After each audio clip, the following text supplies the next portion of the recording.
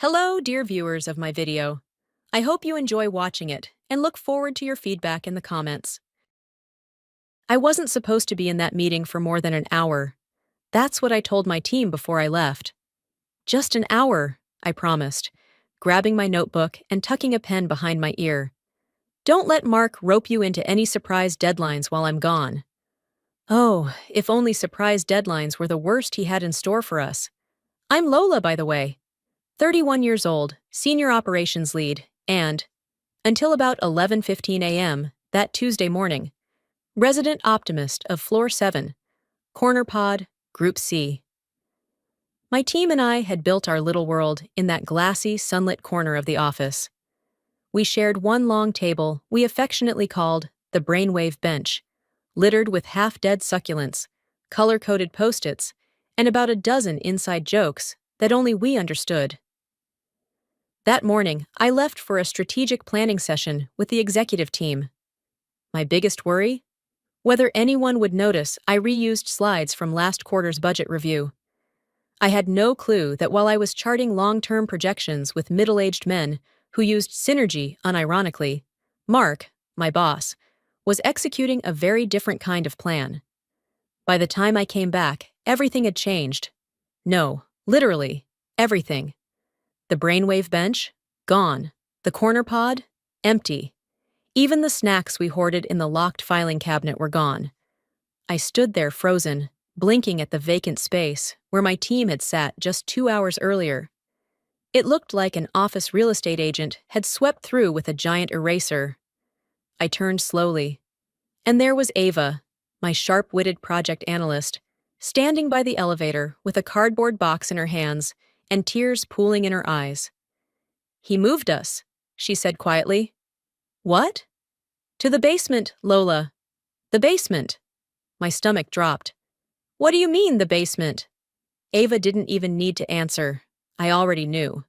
A few minutes and one furious elevator ride later, I found the rest of my team. 6 people crammed into what used to be a supply storage room in sublevel B1. No windows, one flickering light bulb. The faint, constant hum of HVAC pipes. They looked like prisoners of war. My war. "Apparently," said Mateo, my logistics specialist, "our new star employee deserves the best offices." He didn't need to say the name. We all knew. Brittany. She'd started 4 weeks ago, straight out of grad school, armed with a toothy smile and a last name that matched one of the board members. I gave her a shot. We all did. Showed her the ropes. Answered her endless questions. But she wasn't interested in learning. Only in being seen. Mark fell for it instantly. And now, he'd moved my entire team, award-winning, overtime-working, results-delivering team, into a basement broom closet because Brittany liked our window views. "I'm sorry," I said. I didn't know what else to say. They looked at me like I was the captain of a ship that just hit an iceberg. "Don't be," Ava muttered. "Just tell us what to do." I looked at each of them. They weren't just employees. They were my people. We'd stayed late together, fixed each other's code, covered for one another's sick days, even celebrated a promotion with pizza on the office floor. Mark didn't just move desks. He moved loyalty. He moved respect. That's when I smiled. Not fake, not forced. A slow, quiet smile that started in my gut and stretched to the corners of my mouth. "Pack your things," I said. There was a pause. "We are packed," said Mateo, lifting his sad little box of files. "No," I said. "I mean really pack your things." They stared at me. "Lola," Ava whispered, "what are you doing?" I didn't answer. Not yet. I just turned and walked away, back into the elevator, back to floor 7, back to Mark. He was in his office, feet up, coffee in hand, watching a YouTube video with Brittany perched on the edge of his desk, like a smug, overpriced paperweight. When he saw me, he grinned. "Lola! Back so soon? I hope the team's settling in okay. Just trying to optimize space a bit, you understand? It's not personal." I walked in and closed the door. "Really?" I said. "Because from where I'm standing, it feels incredibly personal." Brittany snorted. I ignored her. Mark shrugged, unbothered. You said it yourself. We need to make room for innovation. Brittany's fresh blood. She's got potential. I smiled again. The same smile I gave my team. Oh, she's got something all right, I said. And so do I. He leaned back. What's that? Leverage. The look on his face told me everything. Mark had forgotten who built his department, who trained half his current staff, who negotiated the contracts that saved the company $400K last quarter. He thought I'd just take this, that I'd go quietly. He didn't know the documents I had saved, or the client relationships I nurtured, or the side project I'd been working on, one that didn't belong to the company at all. But I wasn't going to show my hand just yet. Enjoy your coffee, Mark, I said. This is the last calm moment you'll have for a while. And with that, I walked out. The next 48 hours would set everything in motion, and I promise you, when I say he didn't see it coming, I mean it. Sometimes, before I fall asleep, I still hear the clicking of keyboards, the hum of whiteboards being wiped clean, and Ava's sarcastic muttering about corporate jargon. It's strange the things you miss, especially when you built them yourself. 8 years ago, I walked into this company wearing the only decent blazer I owned, fresh from a job where I'd spent more time smoothing over egos than solving problems. I remember how the office smelled like industrial carpet and burnt coffee. I also remember how it felt, tight-lipped, slow-moving, and terrified of risk. But there was one thing it had that no other place offered: a blank slate. I didn't walk in expecting to stay.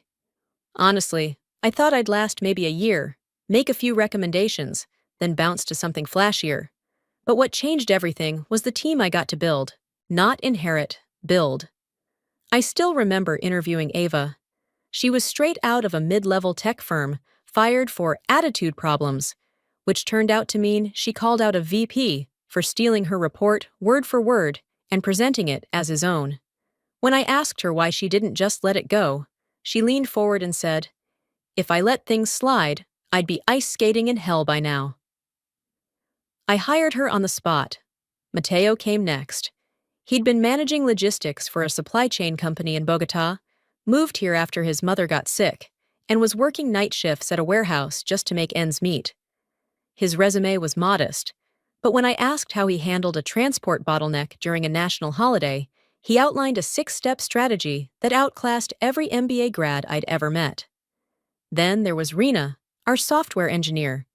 She didn't believe in cover letters. Instead, she mailed me a code sample on a USB with a note. "Run me if you want results." When I plugged it in, on a wiped test machine, of course, I'm not insane, it launched an animated workflow that solved 3 major bugs we'd had in the system for months. Quiet genius wrapped in zero flair. And those are just the first 3. I didn't pick the loudest voices or the glossiest degrees. I picked the people who didn't just know how to work, they wanted to. People who saw complexity not as an obstacle, but as an invitation. For 8 years, we were the department that never made headlines, but always fixed the messes others left behind. When the product team's rollout crashed, we restructured it within 48 hours. When a supplier breach risked exposing sensitive data, Mateo worked with Ava to isolate and patch the vulnerability before the legal team even knew it happened. No awards, no press. Just the quiet dignity of doing things right. We weren't perfect, but we were something better. We were solid. Then Mark Bastian arrived, and everything changed. It was strange from the start. Darren, our outgoing manager, had been with the company for over 20 years. A steady hand. Fair. Stubborn, sure, but always measured. When he retired, most of us assumed one of us might be in line for the role. Maybe even me. We were wrong.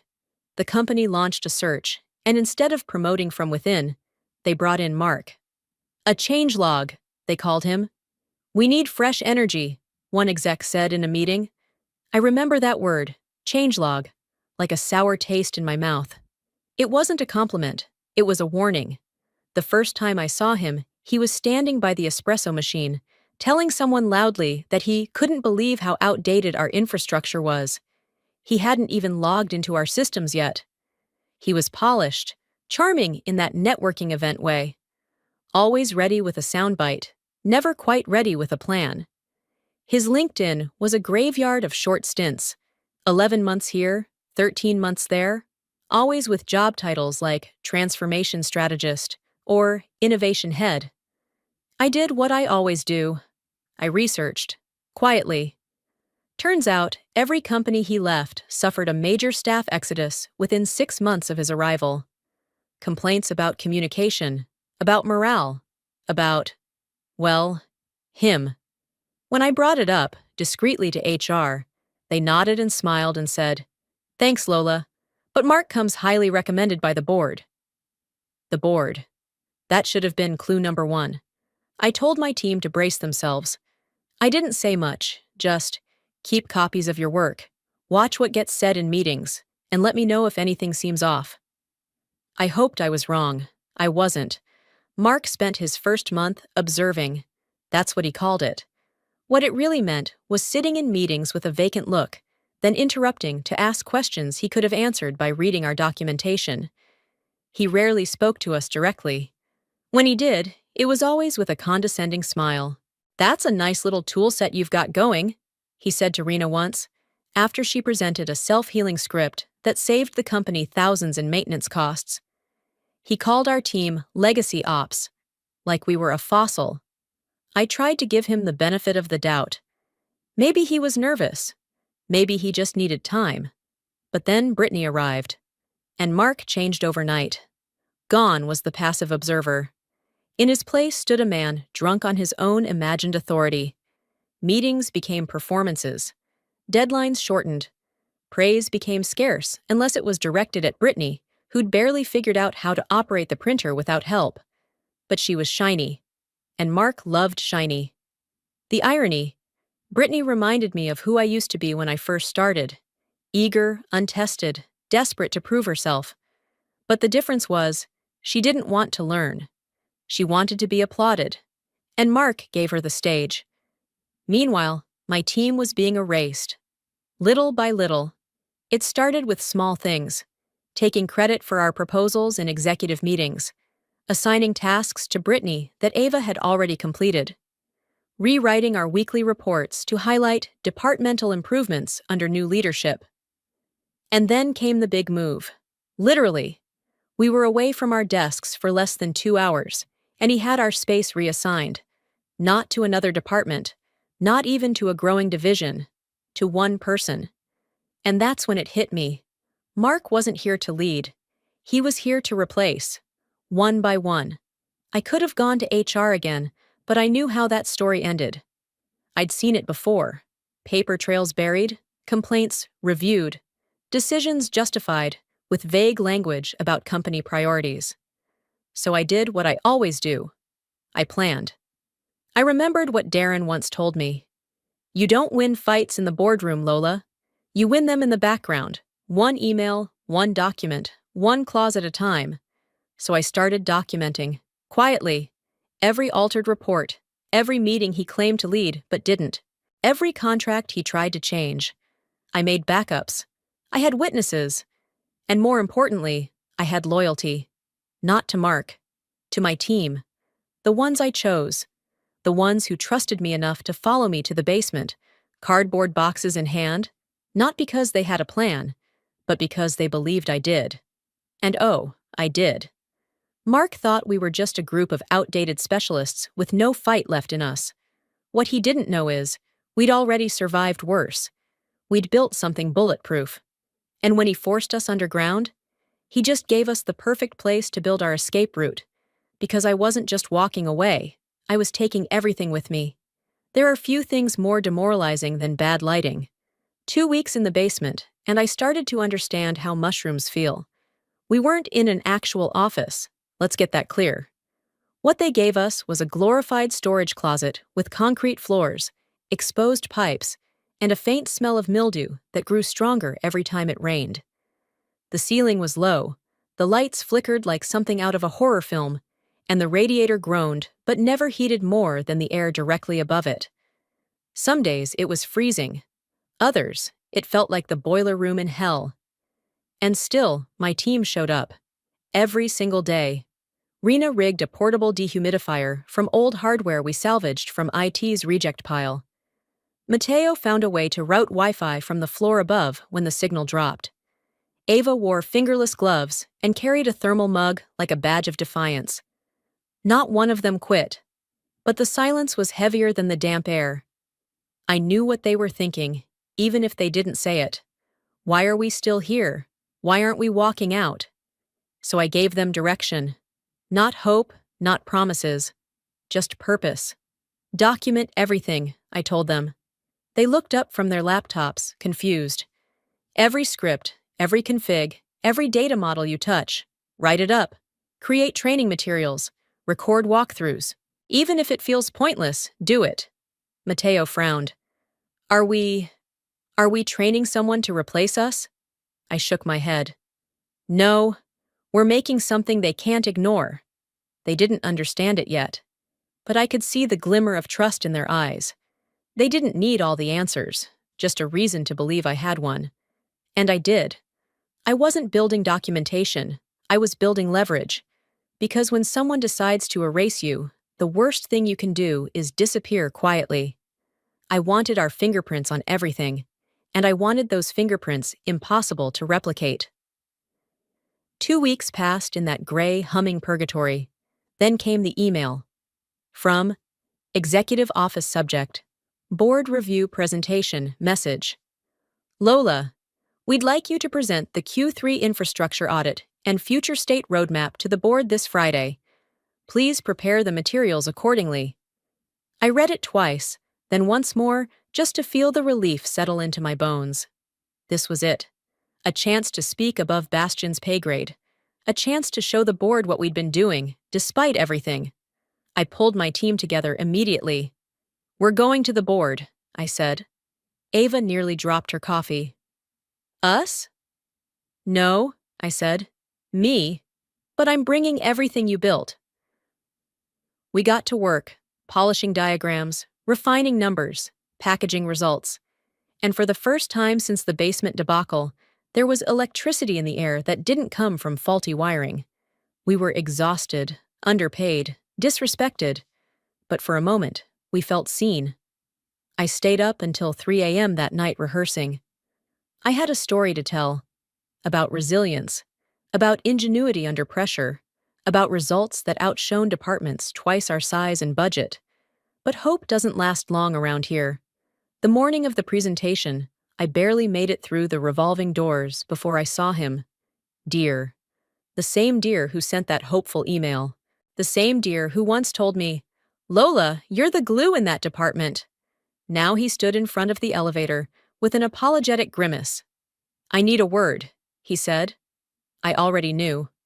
Let me guess, I said coolly. I'm not presenting. He exhaled. Mark will be taking this one. Why? He says it makes more sense, structurally. He's your direct manager. It's his department now. But it's our work. He hasn't touched a single file in months. Dear looked away. It's just optics, Lola. Don't make this harder. Optics. That word again. I wanted to scream, to drag Dear by the collar into the basement and show him what optics looked like from under a leaking pipe and a flickering bulb. But I didn't. I just walked away. My team was waiting in the basement. I didn't have the heart to tell them right away. Instead, I sat down, opened my laptop, and watched the internal broadcast on mute.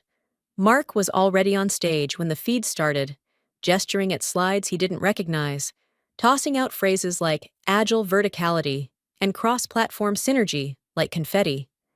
He stumbled, fumbled, misread a figure, called Ava's data model experimental, when it had already stabilized 2 global vendor channels. Rena threw a pencil at the wall. By the time he was done, you could feel the discomfort in the room, even through the screen. And then, later that afternoon, Dear showed up again. In the basement. His shoes left prints on the damp floor. His nostrils twitched at the moldy air. He didn't sit. He cleared his throat. We've decided to move your team back upstairs. Nobody said anything. But not to your old space, he added. That's been Reallocated. Of course it had. We've got something on 5. Open seating, good ventilation. Still no one spoke. Then Deer turned to me. It's a step forward, Lola. I stared at him, not angry, just tired. No, I said. It's a correction. He blinked. But it's not enough. And then I walked away again. Because I already knew what we were building wasn't a comeback. It was a departure. I appreciate the gesture, dear. Truly. That's what I said to his face. I even smiled when I said it. That sharp, office-appropriate kind of smile that gives nothing away but makes the other person think they've won. He seemed relieved. Great. I'll have facilities start the transition to floor 5 by Monday. I nodded and shook his hand, then walked right back to the basement and threw that entire plan into the shredder. Mentally, of course. I didn't even tell the team we were being moved. Because we weren't. Not the way he thought. I had something else in motion, something far more permanent. I made a call that night. Talia had been my closest ally back in the early years, before this company turned into a revolving door of buzzwords and brown-nosers. We met at a think tank internship. While everyone else was trying to impress the guest speakers, we snuck off to build working solutions no one asked for. She went the startup route, I stayed corporate. We joked about being opposite sides of the same rebellion. 3 months ago, she'd messaged me. Expanding ops. Need someone who knows how to build fireproof teams. Interested? Back then, I said, ask me again when the ceiling leaks. 2 weeks ago, the ceiling leaked. So now I called her back. Is the offer still on the table? I asked. Lola, she said, I already saved your desk. The timing was too perfect to ignore. That Friday, Deer had scheduled a VIP tour. 3 major clients coming in for a walkthrough of our infrastructure capabilities. A high-stakes show and tell, and guess who was leading it? Mark Bastian, of course. Fresh off his boardroom flop, still trying to salvage his image. I knew what he was going to say before he said it. He'd cherry-pick buzzwords from our documentation, twist our basement work into innovative lean space development, and try to wow them with slides he barely understood. But this time, I had insurance. Her name was Talia. She arrived mid-morning, dressed in navy heels, a tailored coat, and the calm, lethal expression of someone who'd read every email in a thread before walking into the room. Deer greeted the clients in the glass foyer. Bastian, already sweating, stood nearby with a presentation tablet and fake confidence. I watched from the mezzanine, pretending to be just another mid-level observer. That's when Talia walked up, extended her hand, and said, Talia Morin, CEO of Gridflare Technologies. Pleasure to meet you all. Deer's eyes twitched. I wasn't aware we had another visitor. Talia smiled. Oh, I didn't come to visit.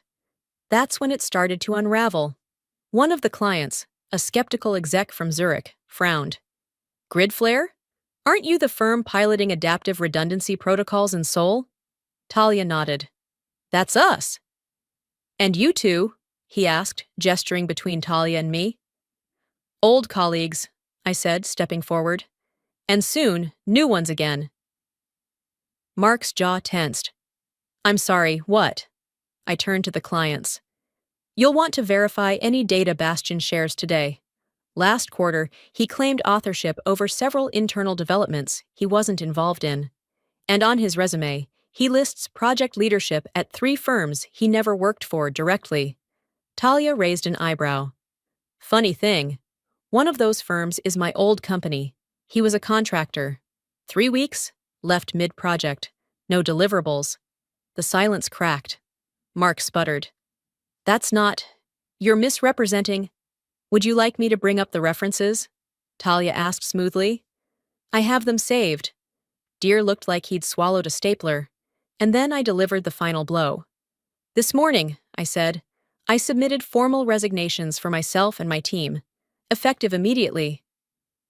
Ava, Mateo, Rena, my whole team appeared behind me, each of them holding a cardboard box, the kind you only bring when you're not coming back.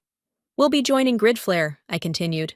Better pay, better offices, and most importantly, better leadership. You can't just walk out. Dear said, his voice cracking under pressure. You're under contract. I pulled a folder from my bag and handed it to him. Actually, my contract expired last month. Yours auto-renews unless reviewed. Page 4, subsection D. He flipped through the papers in a panic. We'll take our knowledge, I said, our documentation, our systems, and leave you with whatever Bastian can remember from his last slideshow. Mark lunged forward. You can't just steal the work. Steal? Ava stepped up. You mean the work we did in your basement while you took the credit? Rena crossed her arms. The work we documented per Lola's instructions.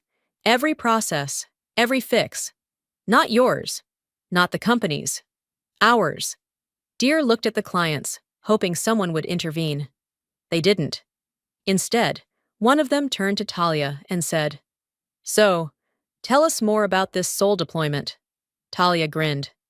Gladly, but we'll need to clear this room. We walked out together, my team and I. Not like traitors, like survivors. And in that moment, I didn't feel vindicated. I felt free. For once, the basement didn't feel like a dungeon. The pipe above Mateo's desk was still leaking, the light still buzzed with every flicker, and the heater still stubbornly refused to work before noon. But something was different now. We weren't trapped anymore. We were waiting to launch. Mateo let out a breath, like he'd been holding it for 2 weeks. Okay. Someone please tell me that actually just happened. Ava sat on the edge of her desk, grinning. Oh, it happened. Bastian looked like he was about to swallow his own tie. I would have paid good money for a slow-mo replay, Rena muttered, popping the lid off her thermos. But, Lola, you knew, didn't you? I turned from the whiteboard, where I was already sketching out roles for our first 2 weeks at Gridflare, and faced them. Yes, I knew. They fell silent, waiting. I didn't gloat.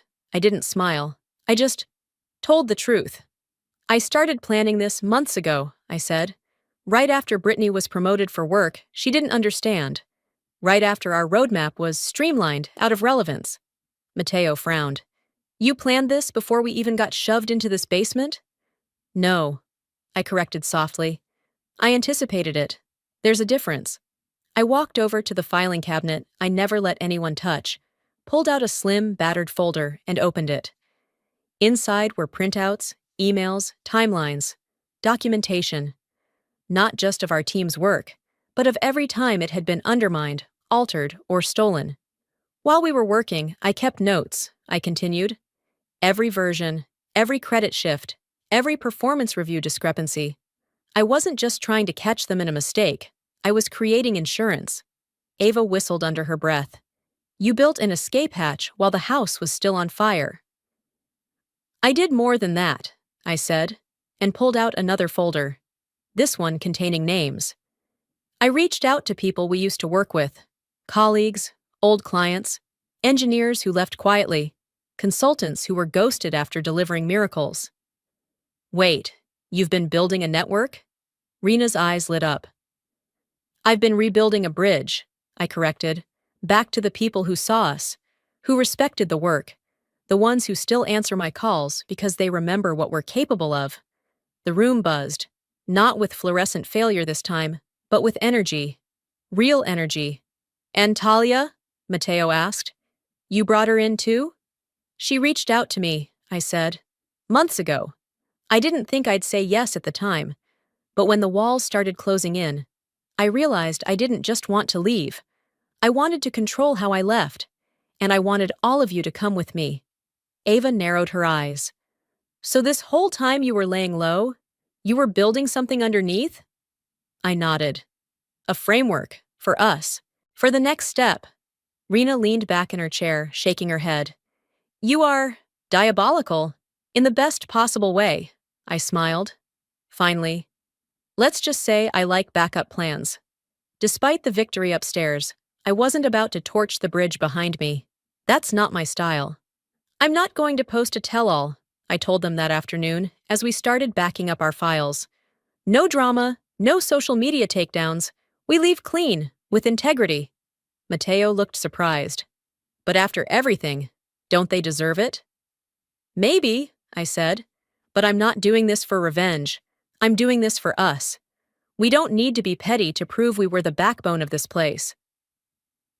If anyone asks, Ava said, we just found a better opportunity. Exactly, I said. Let them wonder. Let them feel the hole we leave behind. We set our exit date for Friday. That gave us 4 days. 4 days to organize, document, export, to prepare welcome kits at Gridflare, to map out who would take point on which accounts, to build out the beginnings of the internal wiki-rena, had already named Brainwave 2.0. It felt like moving out of an old apartment you loved once, but outgrew. A little bittersweet. But mostly, liberating. That night, I walked through the empty office alone. No one stopped me. No one noticed. I paused by the glass corner pod. Our old space. Brittany sat in it now, surrounded by silent interns and a dozen fake succulents. The sunlight streamed in perfectly, but it felt cold. She was staring blankly at a spreadsheet that didn't balance. I left her there. When I got back to the basement, Ava had printed a new sign and taped it to the door. Under construction, the future. And just beneath it, in permanent marker, Team L. He showed up on Wednesday. Not a word since our dramatic walkout, not even an email acknowledging the fallout. But there he was. Dear, sweating slightly in a pressed shirt and clinging to a tablet like it could shield him from reality. I won't take much of your time, he said, standing in the doorway of our makeshift war room. The irony of him descending into the basement to bargain wasn't lost on any of us. We've reviewed your exit notices, he began, clearing his throat. I've been authorized to offer your entire team a 15% raise across the board, and we'll have your old workspace on 7 ready by Monday. Ava's eyebrow shot up. Mateo actually snorted. I didn't say anything. I just stared at him for a full 5 seconds until his corporate smile started to crack. Dear, I said calmly, the contracts are already signed. Talia finalized everything yesterday. He blinked, confused. What contracts? Our new employment agreements, I said, with Gridflare. We're not negotiating anymore. We're already gone. The silence stretched long and awkward, broken only by the soft clicking of Rena's keyboard. Finally, he exhaled. Well, that's a shame. He left without another word. But he wasn't the last call I'd get that day.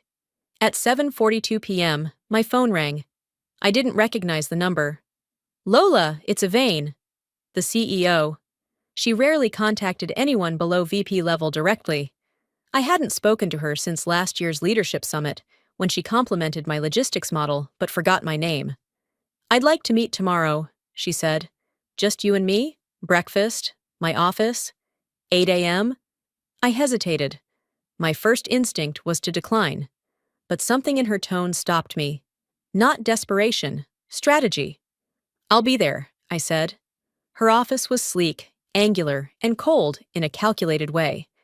The kind of place where billion-dollar deals are made and terminated with the same signature. She greeted me with a smile that didn't quite reach her eyes. Lola, thank you for coming. She poured coffee into a fine porcelain cup, as if we were old friends and not two women sizing each other up across a mahogany desk. I'll get straight to it, she said. Mark Bastian's future with this company is being reconsidered. I said nothing. Let her talk. We were blindsided by the resignation cascade. Your departure has created waves. Clients are nervous. The board is watching. And frankly, your performance record is difficult to ignore. I raised an eyebrow. You mean now that it's not buried under someone else's name? She smiled. Precisely. Then she leaned forward. I want you to return, but not to the same role. I want to create a new department, strategic innovation and field ops, under your direct leadership, autonomy, resources, executive title, and a salary package that will outpace anything Talia can offer. She slid a folder across the table. I didn't open it, because I already knew what this was. This wasn't about me, it was about her. Ivane was playing chess. Bastian was a liability now, and I was a convenient pawn-turned-queen.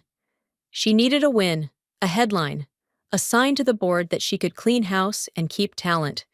And yet, part of me was tempted, because this offer wasn't just revenge, it was control, a chance to shape something from scratch, to do it my way, without politics, without ceilings. I need to think, I said. Yvain nodded, but not for long. As I walked out of her office, I didn't feel flattered. I felt armed, because now, they needed me, and I had every intention of using that. The tension in the basement was back, not the kind born of cold radiators and flickering lights, but something deeper, older, the kind that grows when trust collides with ambition. I know what you're thinking, I said, standing in front of the whiteboard where grid flare transition was still scribbled in purple marker. And no, I didn't ask for this offer, but I'm not ignoring it either. Silence, then Ava crossed her arms. So you'd go back, after everything? Yvain offered me full autonomy, a new department, higher pay, executive control, and, frankly, a platform I could use to protect more than just myself. Rena muttered, "Sounds like a setup." Matteo leaned back in his chair. "No, or a test. Maybe both," I said, "but that doesn't make it worthless." The room broke into heated chatter. Ava was the first to speak up fully. "Lola, we escaped. Why would we walk back into the same fire just because someone new handed you a better hose?" "Because we wouldn't be walking in blind," said Matteo quietly. "We'd be walking in armed. If she's serious about this, if we get a seat at the table, then maybe this is the only way we change things." Ava looked at him like he'd grown two heads. "You actually trust them?" "No," he said, "but I trust her." He nodded at me. I felt the weight of that trust, and also the danger of it. This wasn't just about a decision anymore. It was about direction, futures, careers, loyalty, risk. "We don't have to choose just one path," I said suddenly. They turned to me. "What if we didn't?" Rena frowned. "What do you mean?" "I mean, what if we split?" The room stilled. "Half the team goes to Gridflare as planned. The other half stays, joins me in this new department. That way, we cover both sides. Talia gets her powerhouse build-out. The company gets a reformer they can't control, and we don't put all our futures in one basket." Ava's jaw dropped. "You're suggesting we divide the team?" "I'm suggesting we expand our reach," I said. "Strategically. We've been talking about freedom like it only comes from leaving, but sometimes it comes from planting roots in two places. Think about it. Two companies, two resource pools, and an invisible bridge between them, us." Rena sat up straighter, eyes narrowing. "Like a dual alliance." Matteo nodded slowly. "Information sharing, talent mobility, influence across both spaces." "We'd protect each other," I said. "Insulate ourselves. We wouldn't be dependent on one boss, one vision, one salary source. If one world collapses, we've still got a foothold in the other." Ava looked conflicted. "It's risky." "It's always risky," I said. "But if we pull it off, we stop being just a team. We become something stronger, smarter." We spent the next 2 hours mapping strengths, interests, logistics. Ava and Rena chose Gridflare. Rena already had side projects Talia was excited about, and Ava admitted she needed a clean break. Matteo chose to stay with me, intrigued by the chance to rebuild the system from the inside. We called Talia that evening, told her everything. She laughed. "You've always been a strategist, Lola. I like it. I'll take them and I'll keep them safe." Then I messaged Yvain. "We'll talk tomorrow. I have a counter-proposal." And just like that, we weren't leaving or staying. We were doing both. Because this wasn't about loyalty anymore. It was about leverage. And for the first time in years, we had it. The basement, our exile, our launch pad, was alive with celebration. Pizza boxes lined the windowless table. Rena had brought homemade cupcakes. Ava cued a playlist we hadn't heard since pre-Bastion days, and for a brief, blissful moment, we allowed ourselves to feel like victors. We were halfway to freedom. Half of us headed to Gridflare. The others, including me, staying to build something bold from within. A double helix of resistance and reinvention. And then the message arrived. No sender. Just one line in plain text. Council meeting rescheduled. Bastion presenting plan with Deer.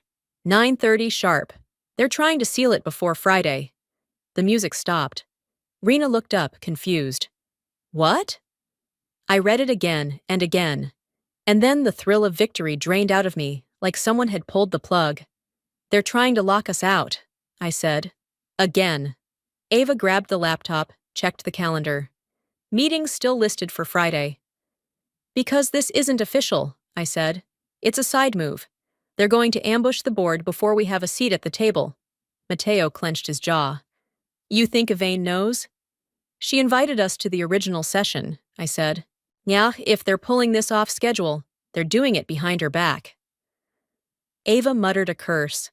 I looked around at my team, the people who had already sacrificed more than they should have. I wasn't going to let them lose again. We act now, I said. That night, I didn't sleep. Instead, I wrote. Each envelope was hand-labeled and sealed by dawn. Inside, a curated file for every team member. Documentation, talking points, key figures, names of clients, breakdowns of cross-departmental wins, and a single personalized instruction. If questioned, speak only to what you know best, confidently, calmly, and when it's my turn, back me up. I slipped my own file into a simple black folder marked Case for Department X. Inside was everything Yvain had asked for, and everything she hadn't, including proof of Bastion's mismanagement and email threads where Deer tried to cover for him. We wore dark clothes that morning, not coordinated, just an unspoken instinct, like soldiers stepping onto a battlefield that looked a lot like a corporate conference room. At 9:24 a.m., we walked into the executive floor together. No fanfare, just presence. The receptionist blinked. Do you have an appointment? Yes, I said. CEO Yvain confirmed it. She frowned, checked her screen, and then hesitated. She didn't. Check her phone, I said. Right then, Yvain walked out from the hallway, phone in hand, expression unreadable. Her eyes scanned the room and landed on me. I see you got the message, she said, voice cool but firm. Not from you, I said. Good, she replied. Then we both still have allies. She stepped aside and motioned us in. The council meeting room was colder than usual. 7 executives in suits, half already stirring coffee. Deer stood confidently by the screen, Bastion beside him, already mid-smirk. The moment we entered, both their faces changed. Excuse me, Deer said, clearing his throat. This isn't a public meeting. They're invited, Yvain cut in. And if you'd informed me of this change, perhaps I wouldn't have had to surprise you. Deer turned red. I didn't think. Clearly, she said, taking her seat. Proceed, one board member said impatiently. Deer clicked to his first slide. As I was saying, our current operations require a unified restructure plan, which Mark Bastion has spearheaded. His vision, but he never finished the sentence. Can you clarify where this vision originated? One board member asked. Mark worked closely with several. Did any of those collaborators include the operations team you reassigned to sub-level B1? Deer blinked. They were reassigned for efficiency. Interesting, another board member said, flipping through a printed dossier. My dossier, now in their hands. Because I have documentation here showing that team was responsible for stabilizing vendor integrations and reducing platform downtime by 37% in Q2 alone. Deer looked like a drowning man reaching for a PowerPoint. Bastion cleared his throat. It's a matter of narrative alignment. No, Mr. Bastion, Yvain cut in, voice razor sharp. It's a matter of credit and results. I stood up. If I may, I said. The room fell silent. I opened the black folder and passed it down the line. In here is our plan.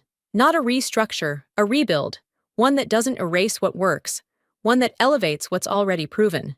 I turned to Deer. Your proposal cut out the backbone of this company and replaced it with buzzwords. Then to Bastian.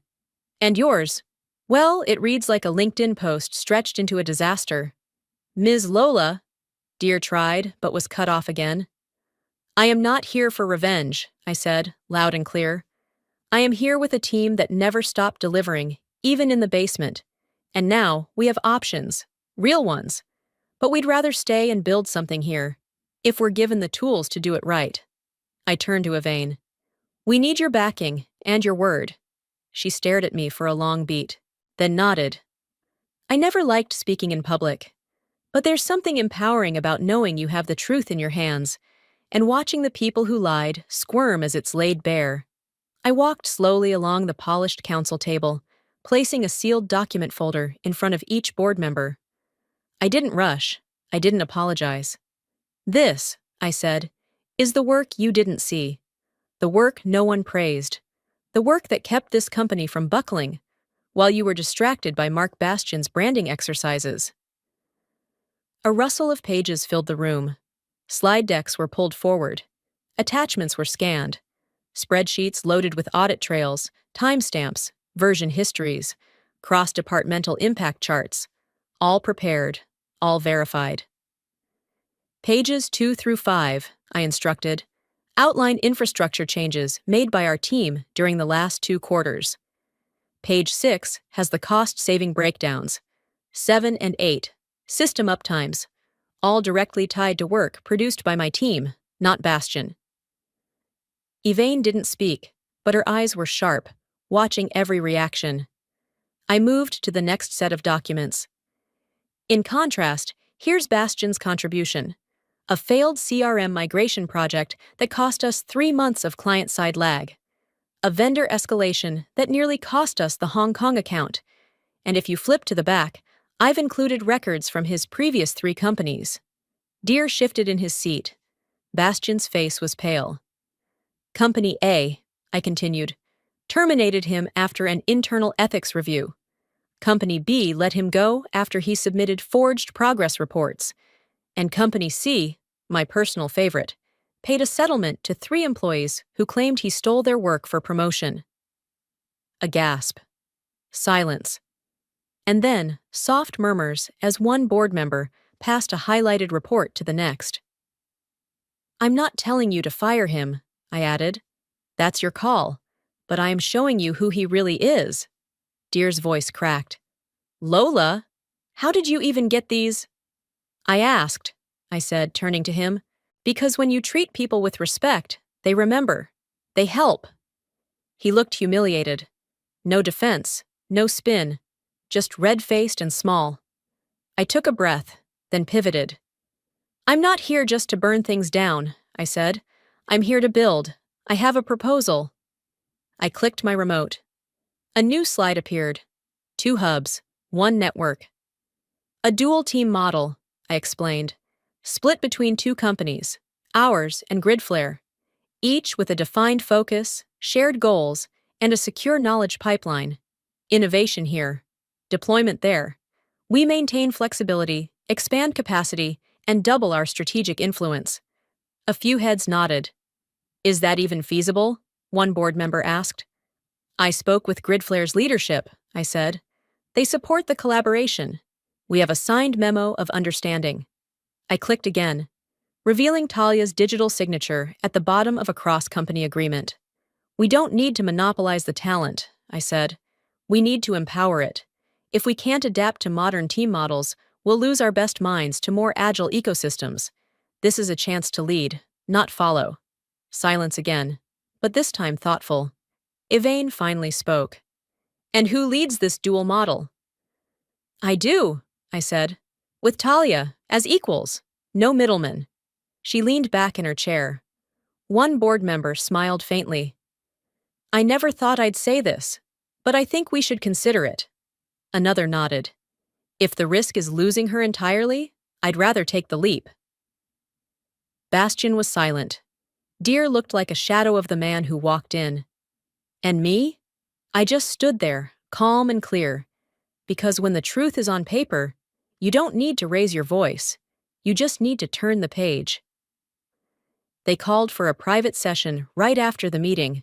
No one said what was discussed behind the closed oak doors, but the next morning, 2 emails were sent to the entire company. One was Deer's farewell message, dry, vague, stuffed with euphemisms like new challenges and exciting future opportunities. The second, shorter and far colder, came from HR. Mark Bastian is no longer with the organization, effective immediately. And just like that, the chapter closed on both of them. It didn't feel like a victory parade. It felt like cleaning up after a flood. Elaine invited me for coffee the next day. This time, no power plays, no strategic smiles. Just 2 women who knew the battlefield and respected each other now that the war was over. Your model is ambitious, she said, but the board is aligned. We're greenlighting it. I nodded. And you? She asked, ready to lead both sides.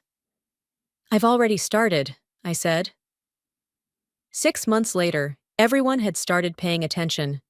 We called it the dual anchor model. Half of our core team embedded at our company, the other half at Gridflare, with direct communication, mirrored roadmaps, and joint problem-solving sessions every week. What started as a survival strategy became the blueprint others tried to copy. By Q2, productivity had surged 34%. Cross-departmental delays dropped. Client satisfaction was up. Share prices? Higher than ever. They stopped calling it Lola's team. They called it the network. Talia and I met every Tuesday at 10 sharp. No titles, no egos. Just 2 people who understood that innovation wasn't about being loud, it was about being right. As for Deer, last I heard, he was managing operations at a small logistics firm outside of town. No executive board, no interns, just spreadsheets, fluorescent lights, and too much time to think. Bastian? Still out there, floating between startups and pitch decks, trying to sell transformational synergy frameworks to anyone who'll listen. He still uses words like disruption and pivot, but now no one's buying. And honestly, that's fine. Let them chase power the old way. We already found something better. One afternoon, Ava came into my office, my real office, with sunlight and walls and space to breathe, holding a printed article. Industry Week just featured us, she said, grinning, called our model the future of cross-company innovation. I raised an eyebrow. They mentioned the basement? Oh, they sure did, she laughed.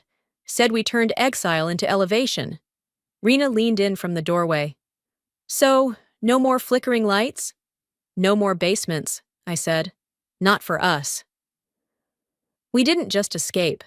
We built a system where injustice couldn't breathe, where good work couldn't be buried, where no one got erased for being quiet or honest or kind.